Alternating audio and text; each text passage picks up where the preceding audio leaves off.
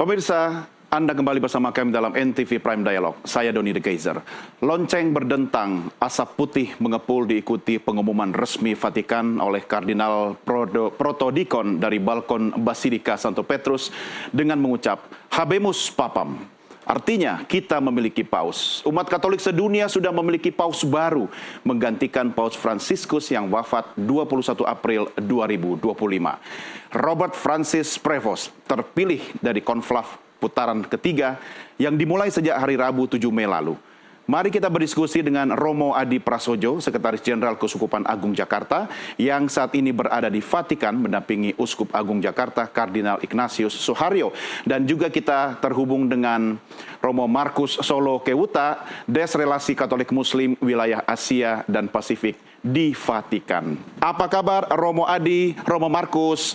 Salve, Padre. Selamat malam, Mas Doni. Selamat malam, Romo. Baik, terima kasih Romo Adi dan Romo Markus sudah bergabung bersama kami. Satu kata yang ingin saya dengarkan dari Anda berdua, Romo. Romo Adi dulu mungkin boleh. Apa yang bisa Anda sampaikan, rasa dan kebahagiaan ketika kita akhirnya Habemus Papam, Romo? Yang pasti rasanya sukacita.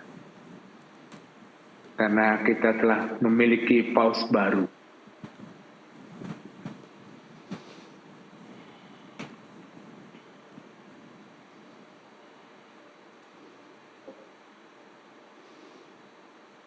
Ya, baik. Kalau Romo Markus sendiri, apa yang bisa Anda sampaikan? Ya, reaksi saya yang paling pertama tentu saja syukur, terima kasih, dan bahagia. Karena Gereja Katolik boleh memiliki lagi seorang paus setelah kematian Paus Fransiskus tanggal 21 April yang lalu. Jadi kita yang bekerja atau kami yang bekerja di Tata Suci Vatikan yang tahu dan mengalami sekali ketiadaan paus atau banyak hal yang cukup bermasalah terkait dengan ketidakhadiran seorang paus di Tata Suci Vatikan, merasa bersyukur dan lega karena sekarang kita boleh bisa bekerja secara normal. Ya, baik Romo, saya ingin tahu kalau Romo Markus sendiri pengalaman pribadi dengan Paus Fransiskus itu seperti apa, dan sekarang kita punya paus yang baru, dan saya lihat di belakang Padre Marco itu ada masih foto Paus Fransiskus. Apa yang bisa Padre sampaikan? Ya, Vatikan sampai sekarang belum menurunkan gambar Paus Fransiskus karena memang paus yang barusan dipilih kemarin, dan selama ini sebagai nostalgia dan sebagai kekuatan tambahannya kita masih memiliki Paus Fransiskus bersama kita di dalam ruang kerja dan di mana-mana. Tetapi saya yakin dalam waktu dekat beliau akan diganti oleh paus yang baru, Paus Leo ke-14. Pengalaman saya pribadi dengan Paus Fransiskus tentu sangat intensif karena saya melayani beliau selama 12 tahun di Tata Suci Vatikan sampai meninggal, dan melakukan banyak perjalanan juga dan terjemahan-terjemahan, pertemuan-pertemuan yang banyak, dan memiliki banyak kesan pribadi juga. Dan sekarang muncul paus baru yang artinya belum saya kenal secara pribadi.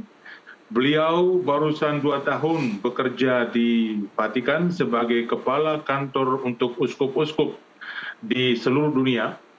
Dan menariknya kami hampir tiap hari berpapasan di sebuah ruas jalan antara Vatikan di Porta Santo Ficio, itu satu pintu khusus di Vatikan yang jalannya mengarah juga ke Biara Augustinianum, tempat biaranya Paus Leo ke-14 ini.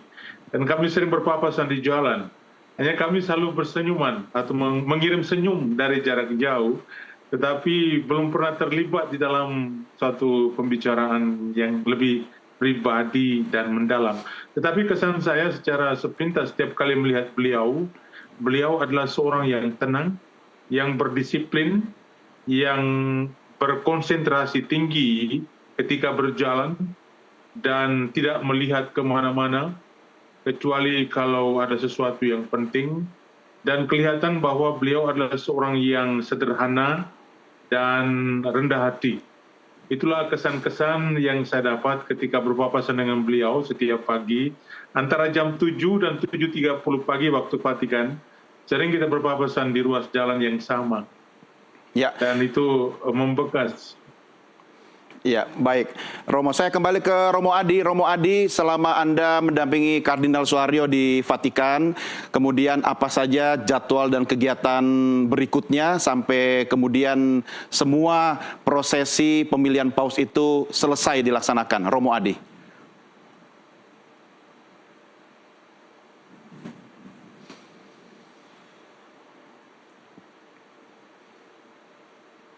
Ya, kami masih mengalami kendala komunikasi dengan Romo Adi. Jarak antara Jakarta dan Vatikan tentu tidak dekat dan mudah-mudahan. Oke, baik, silakan Romo, silakan dilanjutkan. Halo, ya. Sejauh Bapak Kardinal Suharyo sampaikan kepada kami semua bahwa rencana terdekat yaitu banyak kegiatan internal antara para kardinal dengan Bapak Paus. Seperti pagi ini misalnya mereka sudah melakukan Ekaristi bersama dengan para kardinal dan Paus yang baru. Lalu saya dengar rencana misa pelantikan Paus yang baru tanggal 18 Mei. 18 Mei. Nah, mengapa tanggal 18 Mei itu mungkin Romo Markus lebih paham jawabannya.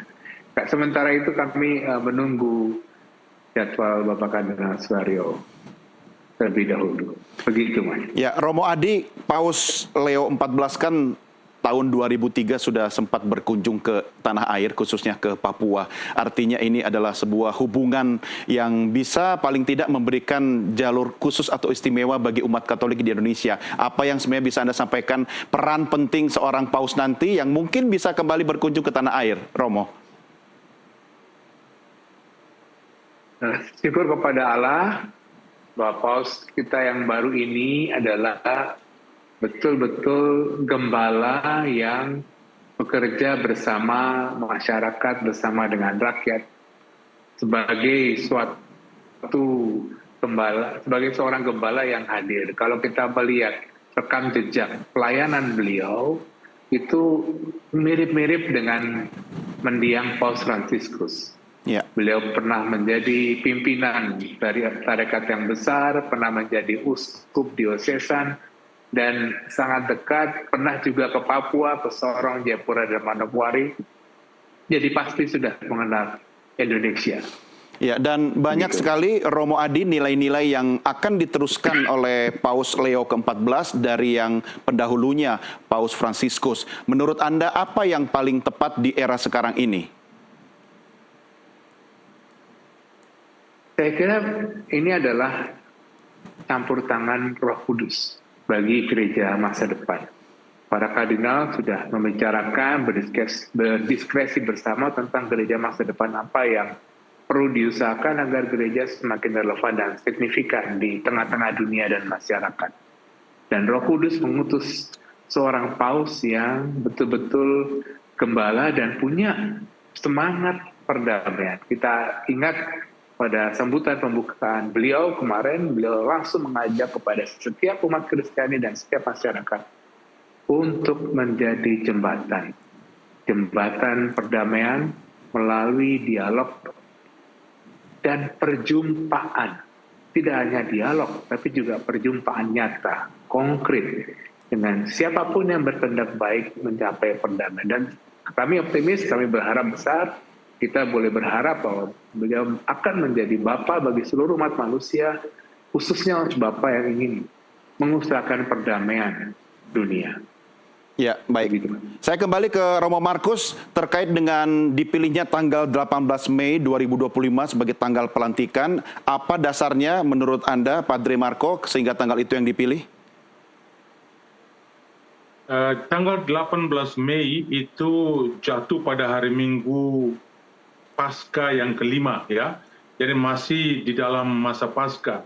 Kalau kita ingat baik, salam pertama atau kata-kata awal yang diucapkan oleh Paus Leo ke-14 di balkon Basilika Santo Petrus kemarin, itu beliau memulai dengan damai Kristus yang bangkit bersama dengan Anda semua.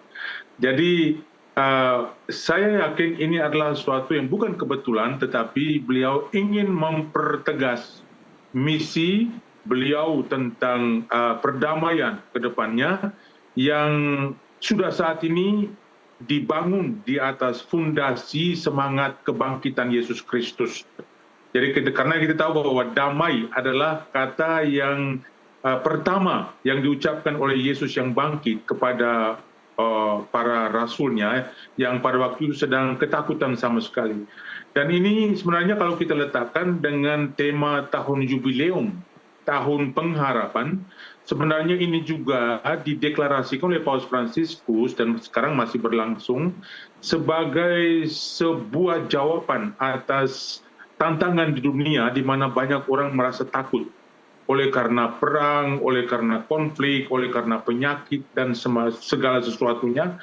Oleh karena itu kita lihat di sini bahwa ada kesinambungan misi antara Paus Fransiskus dengan Paus Leo ke-14. Ya. Jadi ingin membawa pengharapan. Jadi misa pertama, katakanlah misa peresmian diri Paus Leo ke-14 atau di lingkungan Vatikan kita bisa mengatakan misa instalasi kepausan. Itu terjadi pada hari Minggu, sebuah hari yang menurut istilah kita umat Kristiani yang dijadikan oleh Tuhan. Ya, yang dijadikan oleh Tuhan. Karena dia sendiri adalah orang yang dipilih oleh Tuhan sendiri dengan campur tangan Roh Kudus seperti dikatakan Romo Adi tadi, maka cocok sekali kalau itu terjadi pada hari Minggu Paskah yang kelima tanggal 18 Mei mendatang. Baik, baik. Padre Marco dan juga Romo Adi, kita rehat sejenak, kita lanjutkan diskusi kita di segmen berikutnya, karena saatnya sekarang bagi Anda pemirsa di wilayah Jakarta dan sekitarnya sudah masuk waktu maghrib. Kami segera kembali sesaat lagi.